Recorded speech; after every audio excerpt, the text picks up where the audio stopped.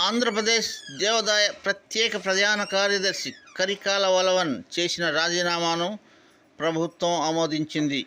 ఈ మేరకు సిఎస్ నీరజ్ కుమార్ ప్రసాద్ ఉత్తర్వులు జారీ చేశారు.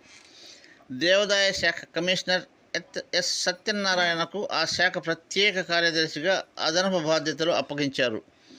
ఇదిలా ఉండగా సీఎం చంద్రబాబు నాయుడు గారి ముఖ్య కార్యదర్శి ముద్దాడ రవిచంద్ర వద్ద ఓఎస్డీగా వెళ్లిన ఆప్కోస్ ఎండి వాసుదేవరావు రిలీవ్ అయిపోయారు. కేవలం వారం రోజులు మాత్రమే ఓఎస్డీగా పనిచేశారు. ఆయనపై పలు ఆరోపణలు రావడంతో వెంటనే వెనక్కు పంపించేశారు. ప్రస్తుతం ఆప్కోస్ ఎండీగానే కొనసాగిస్తున్నారు. మొత్తానికి ఆంధ్రప్రదేశ్ ప్రభుత్వము ప్రక్షాళన మొదలైంది. ప్లీజ్ సబ్స్క్రైబ్ చేయండి.